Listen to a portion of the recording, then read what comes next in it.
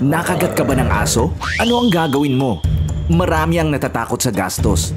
Kaya't madalas, iniisip na hayaan na lang. Baka wala namang mangyari. Pero alam mo ba na malaking panganib ang hindi pagpapagamot?